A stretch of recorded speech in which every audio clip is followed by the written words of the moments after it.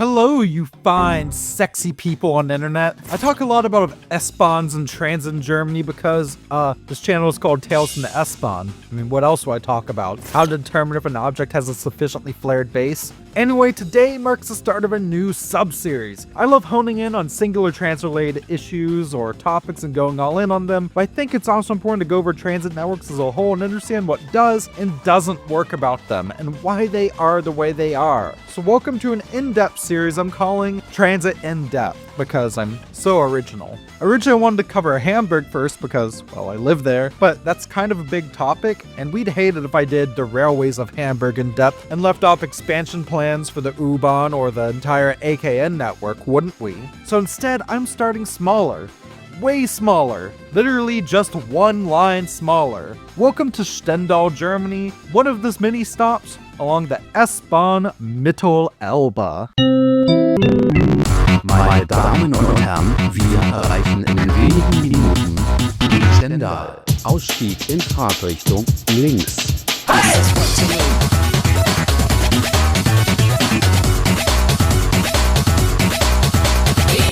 Hello and welcome to Stendal. I've just gotten off the RE20, which is a surprise train. I'll come back to help us later. And today we are riding the S-Bahn Mittelelbe, all one lines of it. Ooh, elevator smell test time. Stendal edition. Yeah, you see, I'm kind of having to really find ways to pass time since they only leave hourly from here heading north. But hey, elevator and art. Look at that. It's kind of not a super hop-on-hoppy hop-on-hop. Oh, that is a weird smell. It's not pee, which is good, but it smells toxic? What the hell? Please let me off. You may look at this network, all one line of it, and say, wow, that's so tiny. Why is it so insubstantial? Was it just built or something? And no. And I wouldn't necessarily call it insubstantial either. As of 2025, this network line is 51 years old, operated by Deutsche Bahn's Regio division, carries just over 2 million passengers a year. Originally, this network was known as S-Bahn Magdeburg due to being, well, rather centered around the city of Magdeburg in Saxony-Anhalt. The OG version of the line ran just from Zielitz to Schulenbeck via Magdeburg, and I can't wait for the comments telling me how bad I'm butchering names. But over the years, it's gone through a lot of changes and extensions even. And why is it just one line and a funky one at that? We'll only be upfront about that. It's kind of the East German government and their railway planners' fault. See, when the S1, originally called Line A, was first opened, it was supposed to be one of 3 different S-Bahn lines, meant to serve Magdeburg and the surrounding region after an explosion in engineering works in the area also led to a huge amount of population growth. In addition to Line A, there was also a diesel-hauled regional train that hauled a short consist of S-Bahn carriages to the town of Haldensleben called Line B. And as for the 2 other big routes the DDR government wanted, they just didn't happen. There were plans off and on throughout the 70s and 80s, which I guess would have been called Line C and D if they had happened, but eventually they were asked because in the late 80s and the early 90s, the government of the DDR had other focuses, such as not existing anymore. Oh, and in 1993, Line B went away as well, leaving just Line A, now called the S1, as in it's the only S line.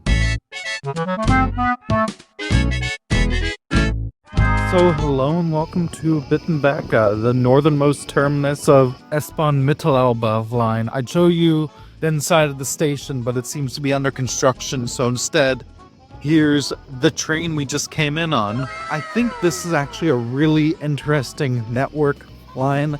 I mean, can you really call a singular line a network? I know I have a journalism and marketing and production background, not an urban planning or railway planning background. I'm just kind of a boomer with opinions. However, I think we can classify S-Bahns into 3 different categories. And the first one I'd say is a metro suburban rail hybrid, pretty much metro in the city center, but higher capacity than normal metro, interlining to get metro-esque frequencies, and then they diverge and operate more like suburban rail. This is what you see in like Berlin or Hamburg with like their city tunnels and the huge amount of viaducts. This is what I'd call a type 2 S-Bahn S-Bahn, which is its suburban rail through and through, higher capacity than what you'd probably expect from a suburban train, potentially more frequent. I wouldn't really say hourly is super duper frequent, let's be honest. Those also typically don't have a lot of like dedicated infrastructure. We can see it with like the Rostock S-Bahn, or if you look at some of the footage I took coming up here, there's a lot of say road crossings and such. Oh, and for those curious, the Type 3 S-Bahn is something that fits none of these descriptors, but they just call it that anyways. I think a good example would be like that one tram line in Zurich that has like an S-Bahn number. God, it's so ridiculously sunny here. So this was S1 1993, heading from Schönebeck Bad Salzelmen to Zielitz Magdeburg, which at this point was stagnating a bit thanks to the fall of the GDR and the reunification of Germany, having its many ups and downs during this period. It was eventually extended north to Stendal and then even further northwest to the town of Wittenberge, where, fun fact, I'm recording this now. However, that northern bit wasn't originally considered part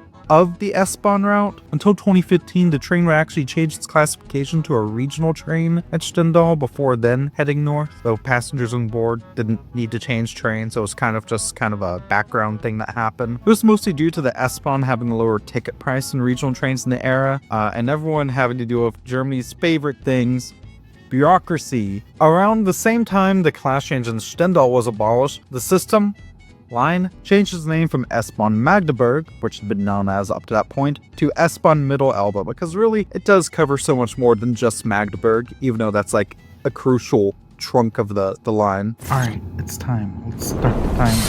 Oh. Perfect timing.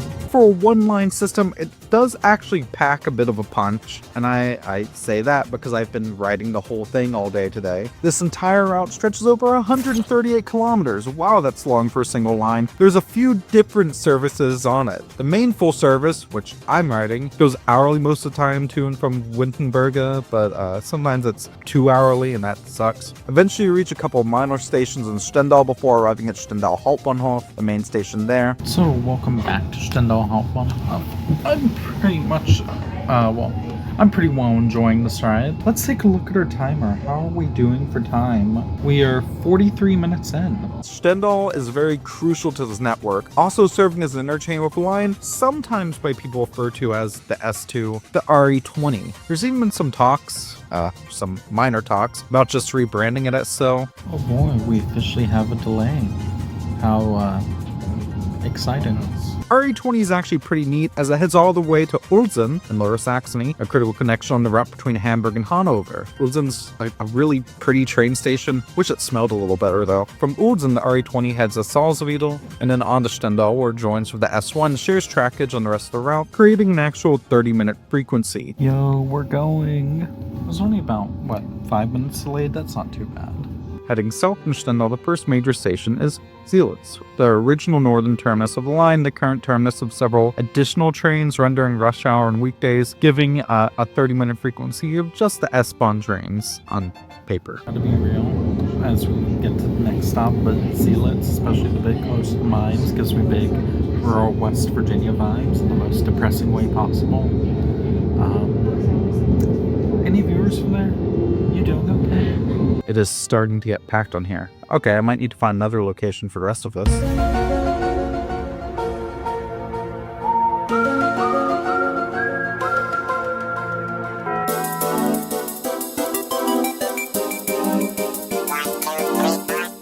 think this is going to be the last update before we hit Magdeburg. Hauptbahnhof. We're about to actually hit the first station in Magdeburg. First up, I believe there's 8 on the route, but fun fact I learned from the TFTSB Discord, love y'all, ends up that the giant mine, like mountain thing, the thing that looked like a mountain but was actually just mine refuge, is called Kilimanjaro, and I don't know if that's funny or depressing or a little bit of both.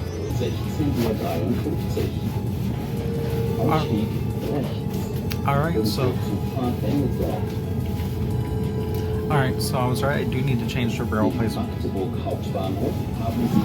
This is the timer.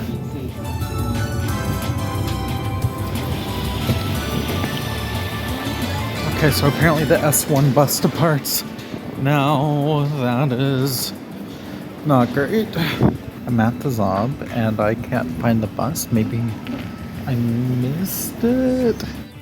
So, hi, I guess I'm here in Magdeburg now, and I have some time to pass as we figure out what's up with the buses. Let's go over the rest of, what's up with this weird singular S-Bahn line that today is partially a bus. When we last left off, we were heading south from Stendal, with the first major stop being Zielitz, and boy did I have some thoughts on Zielitz. Another stop of interest here is Bremerhaven, which is just south and typically is only served from May to October, as it's considered a leisure spot. She barbler on my sea until she seasonally halts. Something like that. Finally, we reached Magdeburg proper, home of 8 different stations on this route, most notable being Magdeburg Hauptbahnhof, which is here. This is the central station, a crucial interchange for trains heading to places such as Leipzig, Berlin, or even Braunschweig. Trains then head further south in the S1 through the town of Schönebeck before finally ending at the town of Bad Salzelmen. I probably butchered that. It's technically also still just part of Schönebeck. Speaking of Bad Salzelmen, salty, bad salty man. Why is he such a salty man? I want to answer a viewer question. This is one I got in the Discord, and it's, Jamie, why do so many German towns have the word bad in them? What's wrong with them? Thankfully, there's nothing wrong with them inherently. Bad just means bath. Basically, if a town has the word bad in its name, it probably was or still is considered a spa town of some sort, a place you go to relax. Maybe they have like a nice sauna or hot springs or something. I'm not sure if you can hear it, but there is two dudes in a fight at the Hauptbahnhof over there. Keep it classy, Magdeburg. By the way, Germans take spa culture very seriously, and so do I. I actually really enjoy sauna myself, and let me tell you, you haven't lived till you stripped down and taught in broken German with a naked elderly couple in a very hot, very steamy room. With that, let's talk about a couple of proposed expansions. To begin, this network will be taking over part of the RB40 route, which heads to the town of Berg near Magdeburg. This will cause a slight deviation leading to 2 new lines, changing this into a proper network. On this new map, the S1 will head from Bad Salzelmen to Berg via Magdeburg, but the S2 would take over the route from Magdeburg to Zielitz, only on weekdays though, which is sad. This begs the question, what about the bit up to Stendal and Wittenberge? Well, there's 2 proposals, and unfortunately the one that's most likely is the one I'm not as keen on. The first is a fast, by the system standards, and frequent S3 route, which makes sense as when this system was first planned back in East German times, it was meant to have 3 routes. What seems more likely though is that this bit of the route will be taken over by a new, less frequent Regiobahn train called the RB30, meaning yes, Stendal would have no S-Bahn service anymore, and that kind of sucks. I don't really know how to bring this back up at this point. Pizza vending machine. That's cool. You know what? Sure, I'll take a margarita pizza. You know, it's looking pretty good, especially for what, $6? Okay, let's try out a pizza pie. Oh, it's pizza time. They opened the pizza drawer. Oh, they came in a little box and everything. So here I am at a luxury Italian eatery. Here's the pizza itself. It actually looks pretty good. It smells pretty good. Ooh, it's very hot. It's not amazing, but I'd put that on par with like a Pizza Hut. That's pretty good, actually.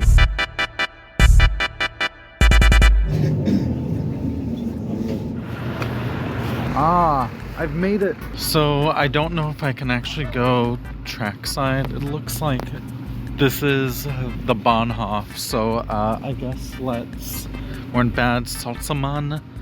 I guess let's get to the platform. Real question is, how the hell do I do that?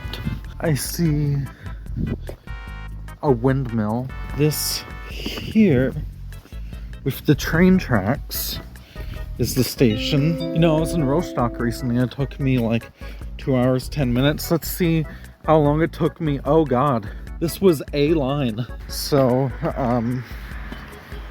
I guess. Oh my, Magdeburg.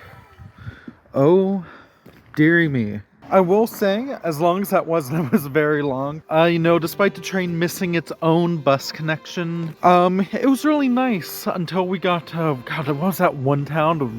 The mining town? I can't remember. I'm very tired now. And then I got to Magdeburg. You know, they have some really cool trams and whatnot, but if you notice that there was just like a clip on the bus, a very drunk man with a swastika tattoo got on, and he proceeded to drop his cell phone and yell the N-word with the hard R at the very top of his lungs. I am not making this up. So what I'm saying is that I now have to take the rail replacement bus back to Magdeburg, one hop, and hop back on the RE20 to Ulsan. What a cool network.